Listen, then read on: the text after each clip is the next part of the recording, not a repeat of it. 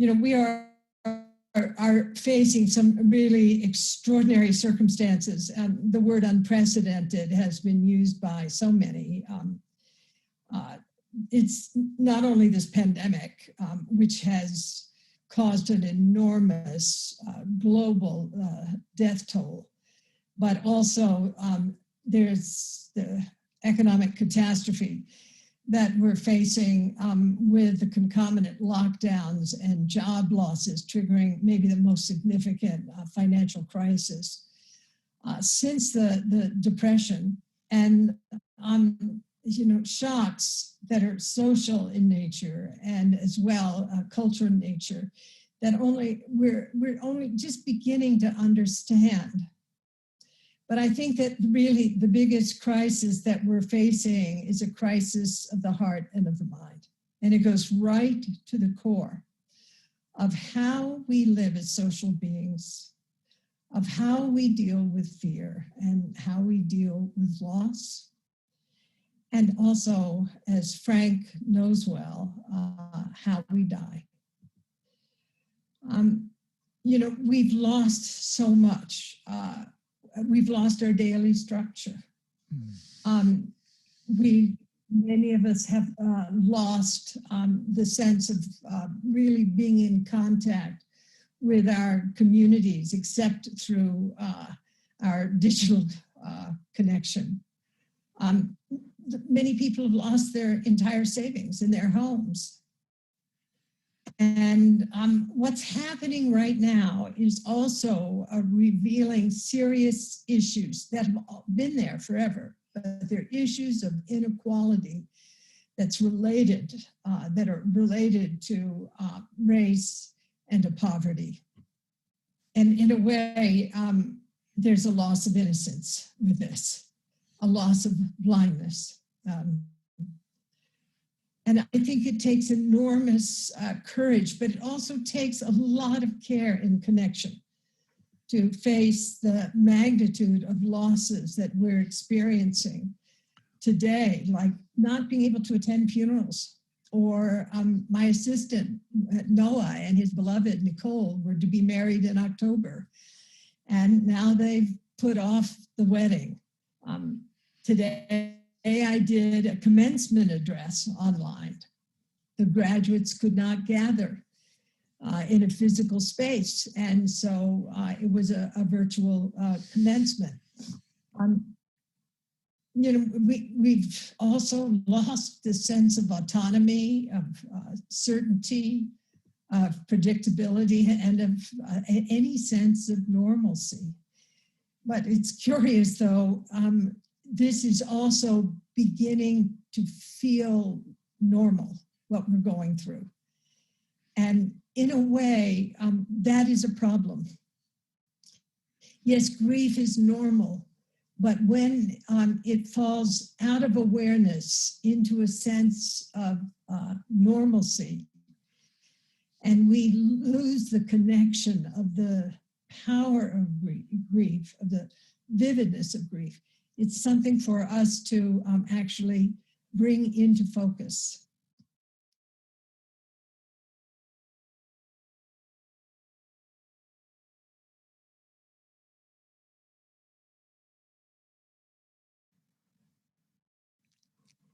I think another thing that really helps us to be with our own grief and the grief of others is to see that it challenges our notions of control, cracks this defensive shell that we walk around with, and it exposes the ways that we try and hide from our human frailty.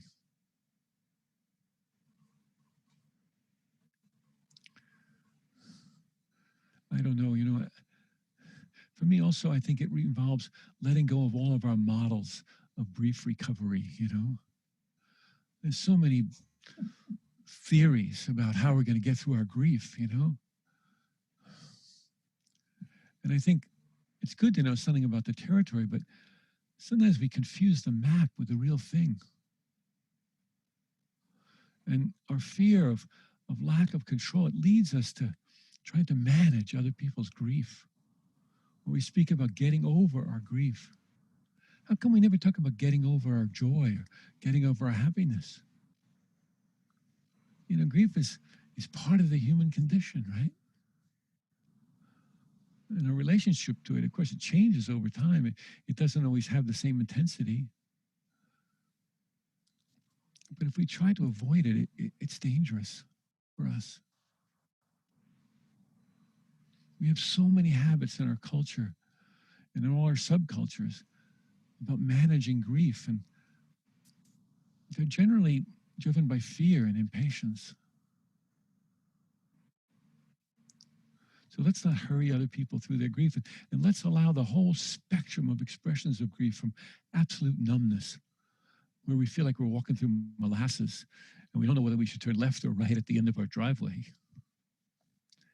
And let's allow for the wild expressions of grief, the out of control expressions that are rarely allowed in bereavement groups, you know? Let's know that grief has lots of faces. But sadness is only one of the faces. Maybe it's more useful to think of grief as a whole constellation of experiences that include sadness, of course, but also fear and blame and shame and anger. That's a really important expression of grief that a lot of us are feeling now.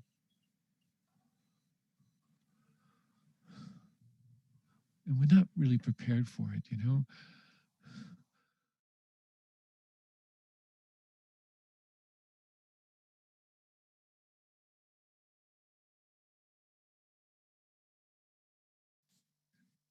Black and brown people have been disproportionately affected, impacted by COVID-19.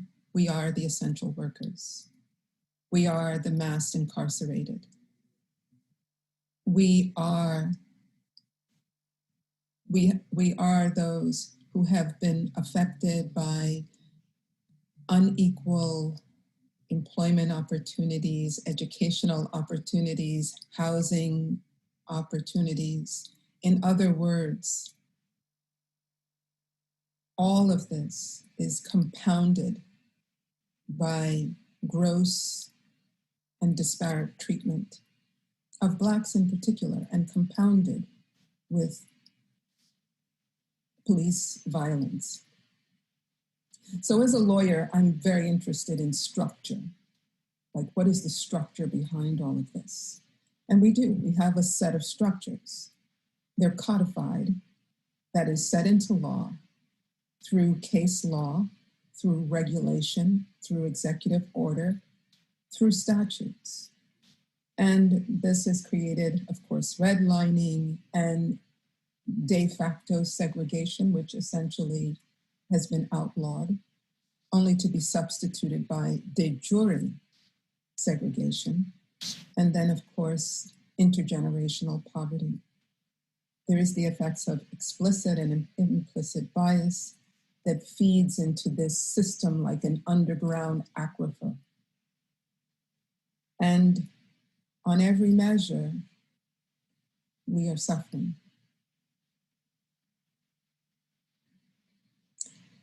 And yet there is an awakening happening. Even though some of us may feel a sense of overwhelm and inaction, we may be saying to ourselves, what can I do? How can I take action non-violently, peacefully? So all of this is really not theoretical for me. I wish I could say I have not personally had my own confrontation with police officers, but I have. And very recently, as recently as maybe a couple years ago, stopped maybe 3 doors from my own house on my own street by a police officer who wanted to know, why am I on the street that I'm on? I happen to live in a leafy neighborhood. And so I know that the practice that I've been sharing with you, that we have been practicing together, of returning to our breathing That's saved my life. Each and every time I've been confronted with police. So to just kind of pause and take that in for a moment, you know, the systems and structures, it's real.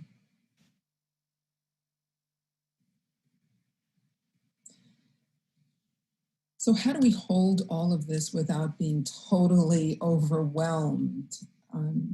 How do we make sense of this? So I'd like to share the practice from the Plum Village tradition of selective watering.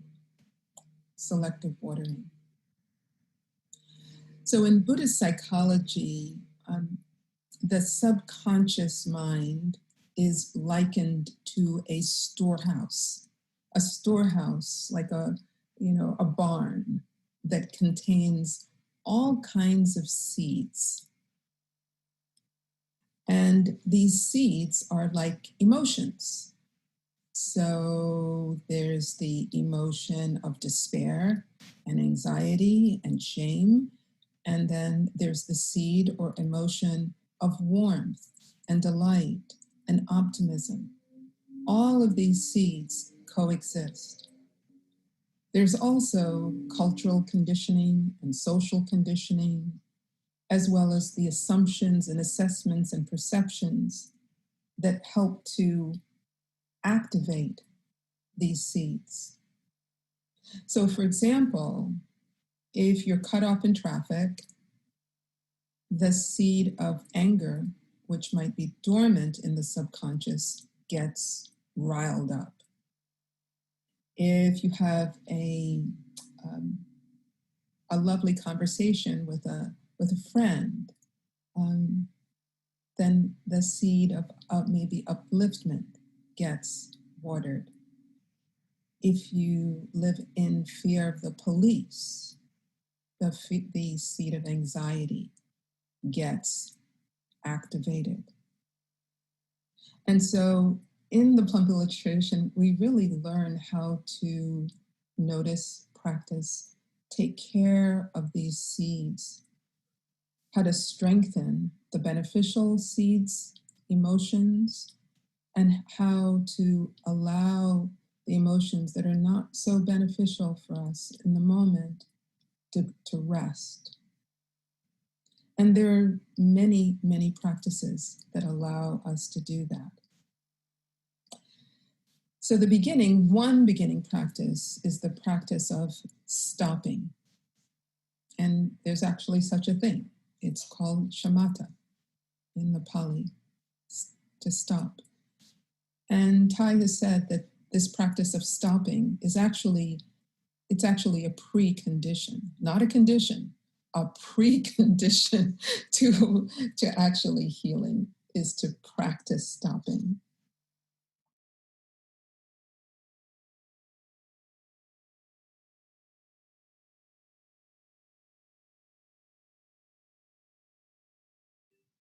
How do you invoke emotion? You know, with the work that I do, I try to inspire people to think differently.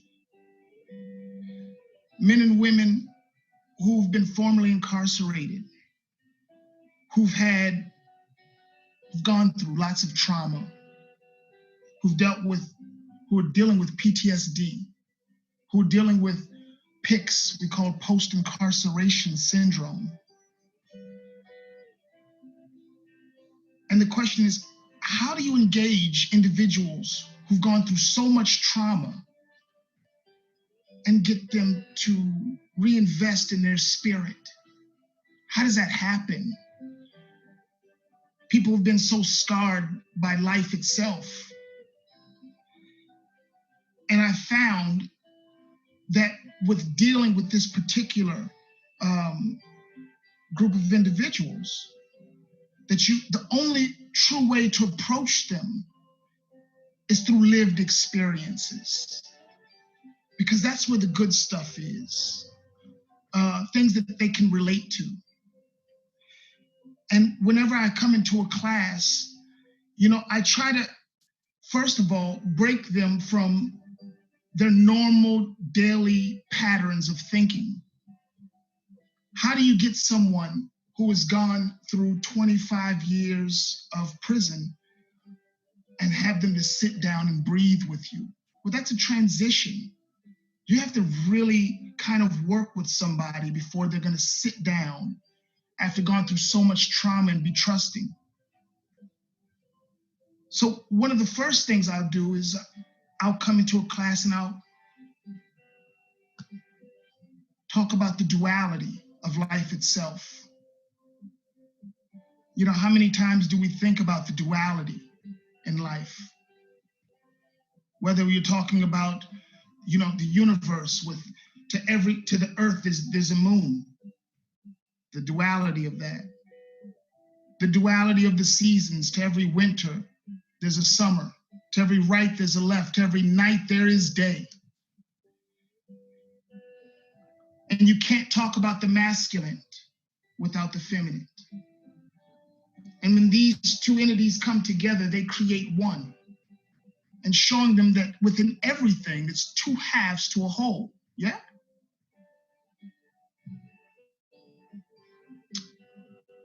And there is a duality in the breath itself. And for once your mind starts to think differently, we kind of focus that on the breath. And when engaging with them about lived experiences, one thing that if anyone has gone through trauma, as myself, there is to every higher self, which everyone in here can associate with, the path to enlightenment. There's a lower resonation also, the lower self, that kind of fight or flight mode. Whatever caused that trauma, there's a way to find the two halves to that whole. So, because if you can find the lower resonation, you can find the higher. Yeah, you can think about it. And when engaging with individuals who've gone through trauma, I try to go through those particular lived experiences. In one particular class that I came to, and I hope this doesn't startle you, but it was a lot of high-risk youth. Now, this particular class, extremely rowdy, extremely disrespectful, and the last thing in the world they were going to do was sit still and meditate. Just wasn't going to happen. Now, how do you reach these kind of this individual? How do you reach a class like this? And I had no time to think. There was nothing planned. But I approached the class and I raised up on them and I said, has anybody been in this situation? And I raised up and I imitated automatic gunfire. Bah, bah, bah, bah, bah, bah, bah, bah. Now, everybody in that class who'd been who'd been traumatized by gang violence or whatever kind of violence, they were very familiar with this. And I explained to them, yes, that's what happened. The automatic gunfire, very fast, but that's not the way you remember it. You remember it slowly. Boom. Boom. Boom. Why is that? What happened there? At this point, I let them know you've all had the ability to slow down time through fight and flight. This is something they attach to. They're familiar with this. But then I also let them know that through the breath, we can control this. See, there's things going on in your body that when your body takes over, that you're unaware of. Now let's dig into that.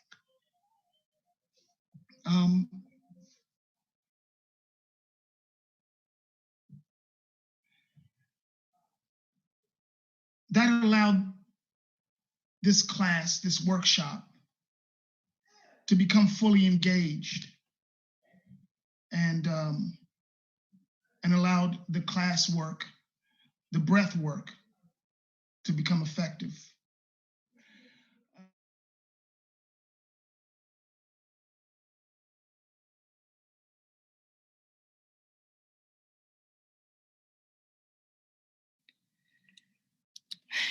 Thank you. I see your emoji love. I see your call and response, because we are here. We're still here. I really, as I was feeling the weight of this, I turned to Aisha Evans in this iconic image from Baton Rouge, Louisiana in July 2016, following the police murder of Alton Sterling. And to me, this is one of my favorite images showing the power of Black resistance and love in the face of state violence. So although we are up against very powerful harm and systemic cruelty, we come with love and with our own power.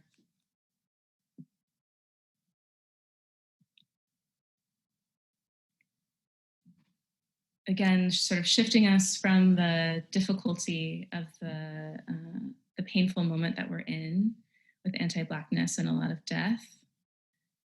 Lucille Clifton's poem came up for me. Come celebrate with me. Won't you celebrate with me what I have shaped into a kind of life? I had no model. Born in Babylon, both non-white and woman, what did I see to be except myself?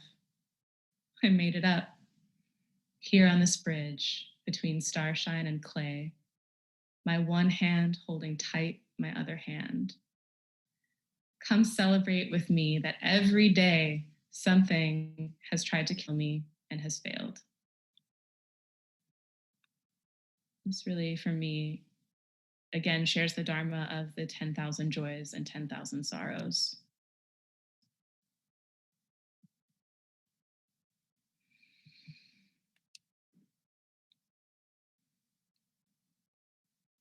Thank you for sharing your wisdom in the chat. Again, we're moving into some of these inspiring, soothing, uplifting images of Black love, resilience, resistance that we can celebrate in the face of all of the odds.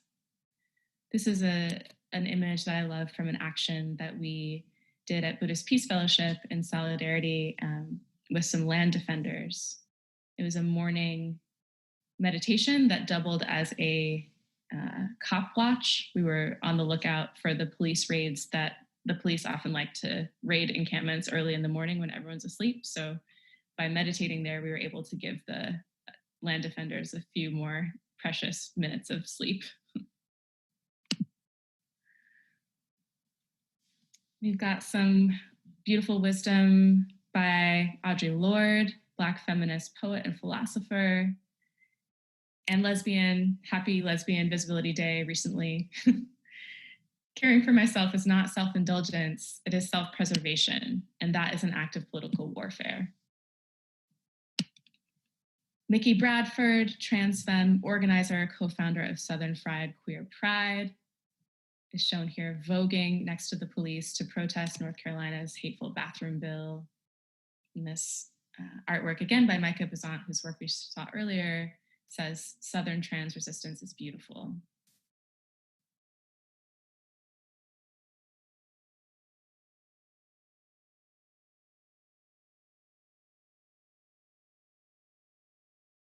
I want to show you a little bit of why I did wedding photography.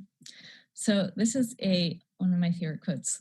True love is like the sun, shining out with its own light and offering that light to everyone. So when I started photographing weddings in South Africa, I did a search to find wedding photographers who were also photographing same-sex weddings. Because it was legal there and it had been since 2007, I really expected to find some. And I found a website which had a list of 3 photographers that they recommended that had that were on this gay wedding planning website.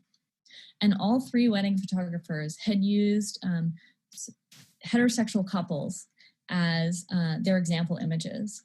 And I was so upset and offended by this that I decided I had to specialize in same-sex weddings. So I decided I wanted to be the first South Africa-based LGBTQ wedding photographer who specialized and centered these love stories. Because weddings for me, it's this beautiful space and time where you have all of your friends and all of your family often meeting for the first time and celebrating love. It's a time that should be joyful and happy and surrounded by loving from your family and friends. Sadly, I had lots of couples who had parents who refused to come to their weddings, or family members who were really difficult to them. And it was really hard to see, you know, the painful effect that family members can have just by rejecting their children and their love. So that's why I decided to focus on LGBTQ weddings. And these are just some of my photographs of couples that I've shot over the years. And what I want to leave you with is this quote: "Your purpose is to be yourself. You don't have to run anywhere to become someone else. You are wonderful just as you are." So.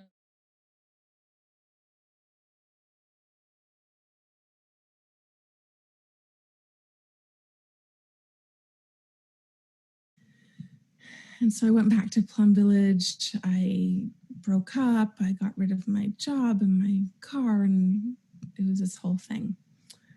And when I would witness ordination ceremonies, the novice ceremony just like moved me to no end. And then I witnessed my first full ordination ceremony where there were questions of, are you a hermaphrodite? And also like, are you a ghost? There's all these things, but and there was parts of it that were quite consciously like, what? And yet I knew enough about other traditions that in some traditions, they won't ordain anyone who's queer, and definitely not, still most traditions won't ordain anyone because it is written into the Vinaya. The whole celibacy thing is built around 2 separate genders and heteronormativity. That means, for those who aren't familiar with that word heteronormative, it just means having the norm being heterosexuality and everything based around it. And at some point I just had this inspiration of like, I can help change this. It just, of all the things to put life energy to, that's just what got me really passionate of like, I love these practices. I think this is what the world needs. And there's some problems, but I'm going to join so I can help change it. And I really wanted to make change for more gender and sexual orientation inclusivity. And so I ordained, and which itself was a years long process. It's not like you just show up and they ordain you. For me, it was like 1.5 years of begging. And I had written into my aspiration letters mentioning my queerness because I just want to be very clear. If this is a community that won't ordain homosexuals, great, I'm leaving. Like I was so clear on that. I didn't want to join. I didn't want to perpetuate. I didn't want to condone. I didn't want to avoid. Like that's where I was. And so I thought it was really clear. And just to add that it was only 5 years in that I found out there was quite a bit of controversy between some of the nuns who didn't want to ordain me, although obviously in the end they were won over by others. But there are all these, that was later down the road. But there are other facts, like at Plum Village, there was updating of the monastic code done about 18 years ago. The only community that's ever done this intentionally, which is something I loved about Thich Nhat Hanh. And in the monastic code, celibacy is part of our practice. And so there are some really strong rules against any type of sexual contact. And as crazy as it sounds, I actually found it very progressive that in the update of the rules, where traditionally opposite sex sexual relations were much more punishable, whereas same-sex relations were considered like misdemeanors, basically. And in the update at Plum Village, they actually made them all the same, same sex and opposite sex, which to the outside might still sound kind of crazy. But again, I was like, oh, that's actually for a traditional celibate community, pretty progressive to not be differentiating. So I had been looking, I thought I had done my research. I was like, great, I think this is a really queer-friendly space, as much as you're going to get in a fairly traditional monastic community. So then, as I said, I ordained and I started getting all the training in monastic etiquette, because that's the majority of training that we get. And it was all, or largely around like how to be beautiful. And there was a sort of hyper femininity that just felt like a stranglehold from the beginning. I was never super butch, never super femme, just very sort of androgynous in my presentation and played a lot with gender presentation.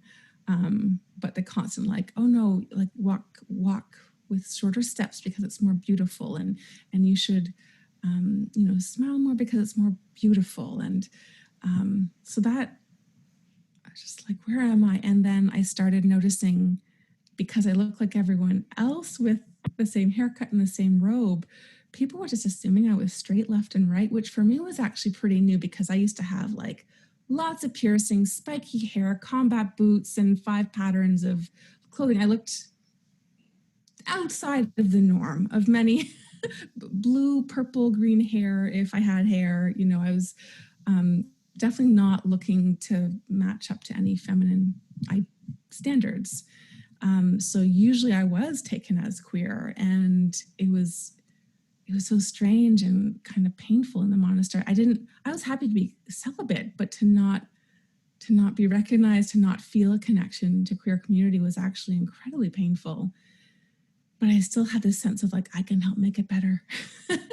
And I was having conversations with some monastics, and I was able, especially to talk to guests who came and were having some of their own gender and sexual orientation stuff coming up, and just to be able to say like, hey, I'm part of the queer community. If you want to talk to somebody, totally happy to sit with you. And it was so powerful to get to offer that, which I still regret I'm not in the monasteries to have that presence. And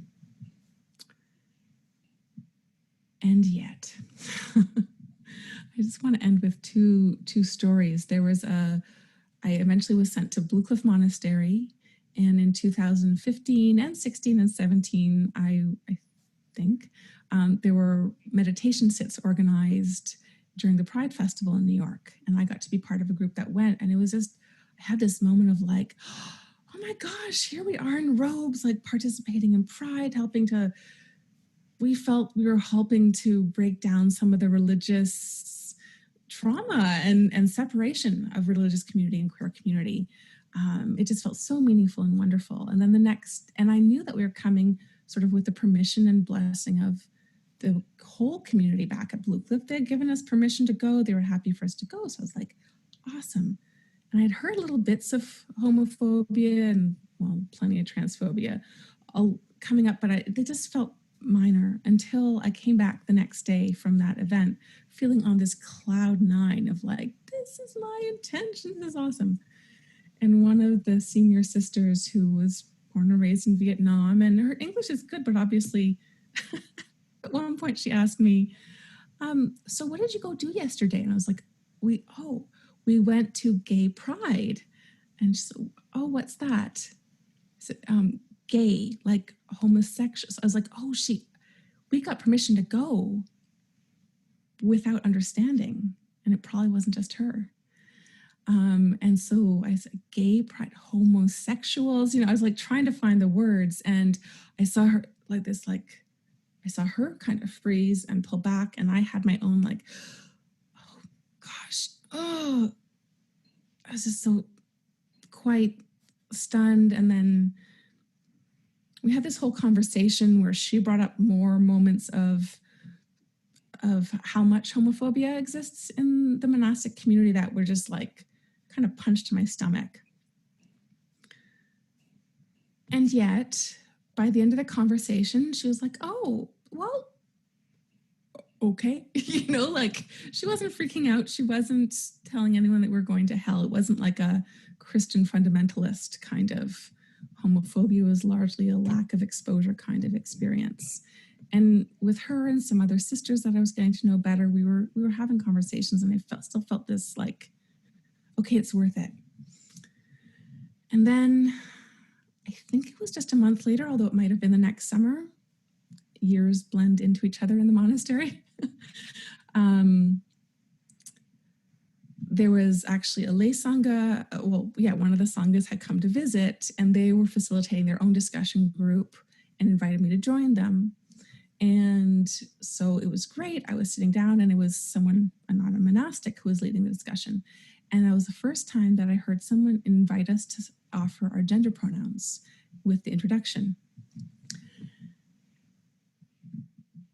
And I was so stunned, so moved by the possibility of it, that when the chance came to me to introduce myself, I didn't even say pronouns because I didn't know what to say in my mind. I was like, I'd like to actually use they, but I'm a nun. Everyone calls me sister. And I had just gotten so used to cutting off parts of myself that the introductions went around, the discussion started, and for an hour I just started sobbing, and I couldn't even figure out how to stand up and leave. And I was like, oh God, I don't want to, but and for 3 days I actually started sobbing, because it was the first time I realized that I'm not just here trying to make a difference, I'm actually being damaged by these constrictive gender norms. Even though I intentionally went in thinking, I know it's not going to be a good fit in some ways, but I think it's worth it. I think I know I thought I knew what I was getting into, right? And yet even then, it was still quite damaging. And it wasn't the only reason that I left, but it was one of them. I lost a sense that I was going to be able to make much change, and saw I had to make that balance of my own health and well-being. And I still, and I would meet people who just wouldn't come to a monastery because it's a gender divided place. And my heart broke, but I got it. And I was like, yeah, I thought I was going to help this more. And steps were made at Blue Cliff, some really good steps, but it still is far from real equity and inclusivity.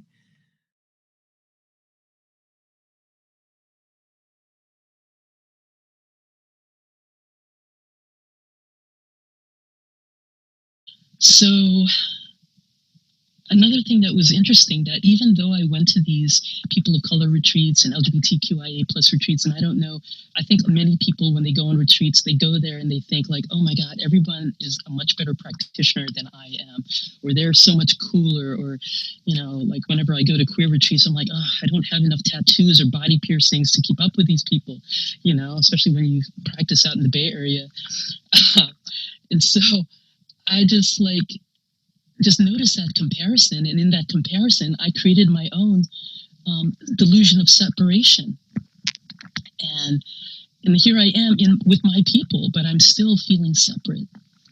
And a huge insight I got at a queer retreat one year was, I just noticed like how much I was suffering in comparing myself to others, and not feeling like I was enough. And the insight that I got was, I relied too much on externals validating who I was, affirming who I was. What I needed to do was validate myself and accept myself, and actually claim my belonging no matter where I was or who I was with.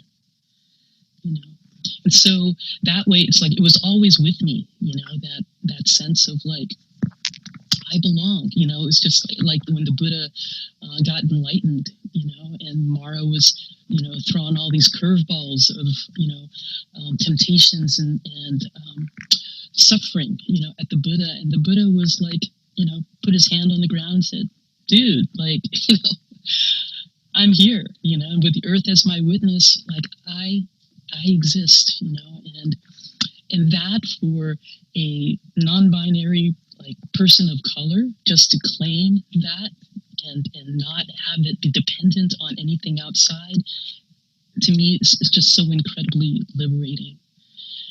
And so, you know, my little 5-year-old who thought like, oh my gosh, like, how am I going to live this life? How am I going to survive this life? You know, am I going to be able to, you know, understand and know what love is, or be a recipient of love, being who I am? And what the Dharma has shown me, what Sanghas, especially these affinity Sanghas, have shown me, what my dominant culture friends and in the willingness that I've seen in their efforts to want to understand, has shown me, is that it is possible. And it's only possible if we ourselves can find the courage and strength to accept who we are fully. And so, you know, this radical acceptance, this love, moved me to create this Dharma spoof song that I'll share with you now. And I'll dedicate this to Adriana because she said she likes my songs. You're insecure, don't know what for. You'll find your way once you walk through the Dharma door. Don't need ego to cover up. Being the way that you are is enough. Everyone else on the Zoom can see it. Everyone else but you. Yogi, you light up the world like nobody else. The way that you free your mind unders overwhelm. And when you smile from your heart, it ain't hard to tell. You don't know. That's what makes you beautiful.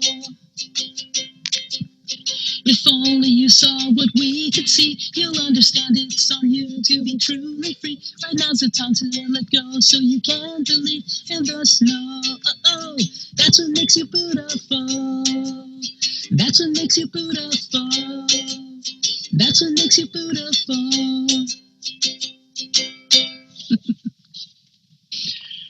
Yeah, so here we are coming up, you know, on an election, and I was actually on a silent retreat 4 years ago when the election happened, and what was really interesting when I heard the result of the election, I went through like this anger and disbelief and fear around, you know, what was to come. And after I sat with it and just held that for a while, what I noticed was actually an incredible sense of peace. And I think that where that peace came from was this realization that all that's happening, whether it be racial injustice or economic injustice or you know, what we're doing to immigrants on the border, Black lives, etc., you know, all these different things, like this stuff has been going on for hundreds of years, you know, and it's kind of, it feels a little bit more acute in our lifetime right now. But, you know, when I just kind of remembered like, wow, you know, my people, you know, both blood and cultural ancestors, whether they be queer folks or folks of color, like we have survived. Like I stand on so many shoulders, you know, and I'm still here. And I can't tell you like actually how blessed and grateful I am to be born in this incarnation of body, heart, and mind, because it's taught me so much that I think it would just be harder to understand, you know, as a person in the dominant culture. And so the cultivation for me of patience, of humility, of really like getting that our conditioning is so deep. I mean, what we're seeing right now is like everything's just coming out of the woodwork. Like we thought we were done. Look, we are nowhere near done.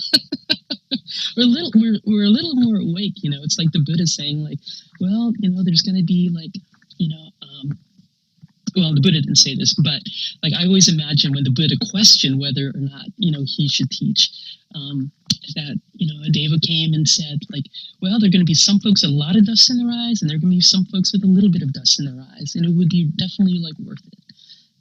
I often have this little cartoon in my head where the Buddha is looking outside of his kuti and he's looking at the world and he's like, never mind. They're never going to get it, right? It's hard, and just like to be on this path. And I always say to teenagers that I teach that, it's like the jig is up. Like you're on this path of awareness and there's like no turning back. Like, when you're conning yourself, like, when you're eating that third donut and, and you know what happens and all that. So, or, like when you don't, stand for another person that's struggling or, is less privileged than you, that it calls for that action, as Annie mentioned earlier, that understanding people's experiences, calls to, for wise, skillful action. That's really what compassion is that, movement towards, alleviating suffering, whether it be our own or that of everyone else. So patience, humility, and it's like just this willingness to be kind versus right, to give space for it, to give people a break right now, because we never really know what people are holding in their hearts and what they're struggling with and what they're able to do or not do at any given time.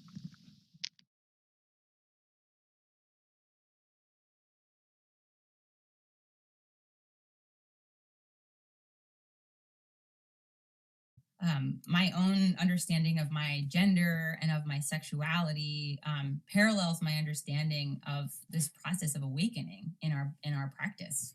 And I remember the first time I felt like sitting in meditation and being distracted. My monkey mind was running a mile a minute, and had the moment of saying, "Who is the person behind these thoughts? Like, who is the thinker behind the thinker? And where did this come from?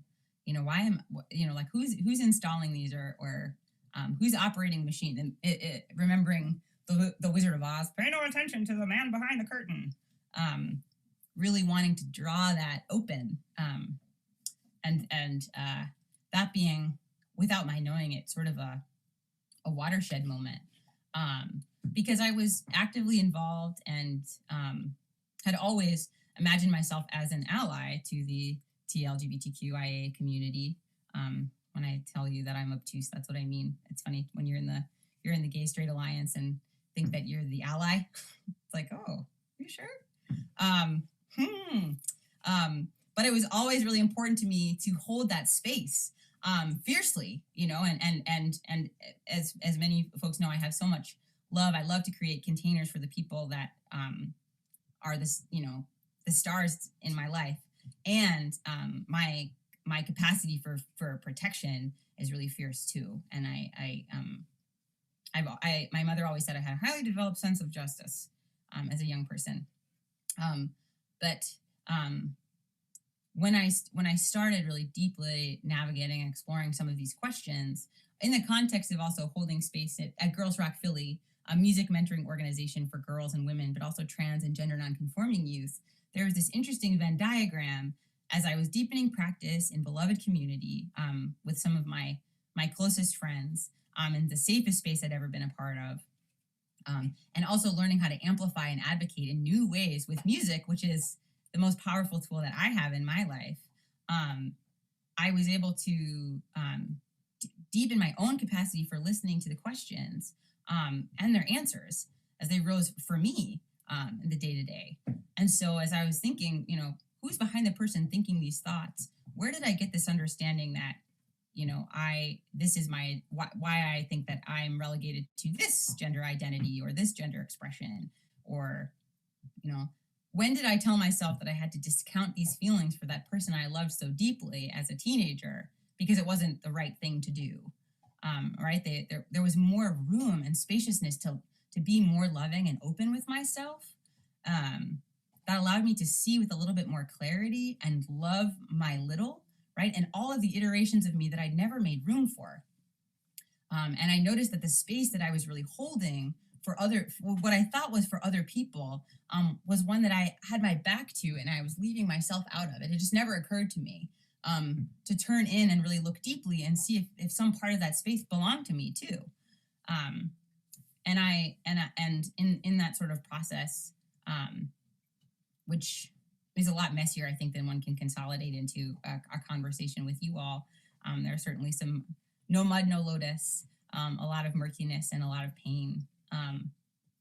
I think I really had some clear seeing, and inside of like the sort of narrow spaces that I confined myself to, without consideration that maybe the things that I was seeking for weren't actually outside of me, right? We all have the causes and conditions for happiness within ourselves.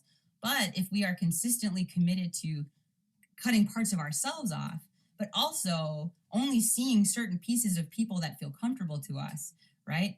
It's like having blinders on. How many of the causes and conditions for true happiness were available to me that I couldn't see because of my conditioning and unwillingness to look deeply, or that lack of capacity. And there are many factors that contribute to that, right? Shared learned behavior, again, the dominant narrative, trauma upon trauma upon trauma, so salient in the conversation right now. But because of a committed practice with beloved community and partners in accountability, some of those questions were able to make themselves a home in me. And I could experience some of the answers as I was living the questions. And I think about our practice and this notion of clear seeing, the insight of clear seeing as incisive. And I liken it to like a blade or a scissors that I spent much of my life rubber banded into a specific form or version of myself that like got me through that very narrow door, that was socially acceptable, that was received praise, that was, affirmed or amplified. And the practice and that like the capacity to breathe, clear seeing was just a knife through all of those rubber bands, maybe slowly. But now in practice, when I can touch into it, it's all at once. I'm not sure if anyone can identify with that feeling or experience of the deepening and softening when you really breathe in your seated practice. But every time it's a gift, and every time I can connect deeply to that lineage of discovery in myself and all of the beloveds, the queer and transcestors who've been rooting for me the whole time,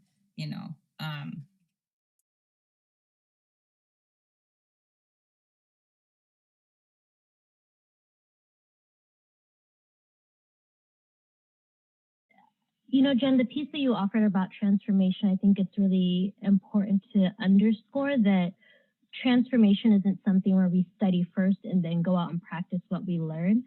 There's the opportunity for us to be transformed through the doing of the work. I think Mary Hooks from Southerners on New Ground in Atlanta actually calls it, allow yourself to be transformed through the work. And so there's a place where there's a level of urgency that requires us to act and requires us to move as intentionally as we can, knowing that we may stumble, but that's where the learning comes in, where we're willing to actually learn from what it means to kind of stumble. And all that to say, I think this moment is also what I appreciate about how donors and philanthropies and financial institutions have kind of moved to rapid response around COVID-19, and some also kind of supporting Black-led organizing, is that people have help to kind of flow those resources very quickly in this moment of crises. And I would offer that what we're seeing now is oftentimes what's happening on a day-to-day basis in communities. So also inviting people to think about how they're giving in this moment is not just a one-off, but can also really help to shape and inform their ongoing giving over a period of time. And that Jen and I often kind of talk about what does it mean to be in right relationship with impacted communities, with social movements on the ground, and how do we come to understand how to kind of honor the autonomy of those groups to make decisions on how to use their resources. And so I think Annie lifted up a really beautiful model with the Movement for Black Lives and how this organization has has self-organized a number of Black-led grassroots organizations across the country to actually be a vehicle to receive capital so they can then redistribute it out to groups on the ground. And so our ability to cultivate relationships with groups and social movements in relatively calm times is that is what then allows us to act and move quickly during these moments of crises, right? Because we can actually lean in on the trust that we have with these groups to move the resources. And so last on this piece, I think for me and my work on restorative economics for me has always been kind of rooted in ensuring that we're bringing a racial analysis, and I would also offer gender justice analysis to who we are reinvesting in, particularly the Black, Indigenous, Brown, and communities of color, immigrant communities that have been extracted from and exploited from. And so I always ask people to think really intentionally about who we are investing in, right? Who are the people? How do we have an assessment around the racial wealth divide? What we are investing in, what are the projects that are actually supporting Black liberation, Black self-determination and autonomy, and then how are we investing in? Are we rooted in right relationship, or are we being prescriptive, and are we unduly wielding our power as a donor, or are we actually being in committed struggle with folks? So I think those are some guiding questions that have helped to support me. So I think about my own giving, and then I also kind of support people who are interested in being in deeper solidarity with social movements but have questions about how to do that.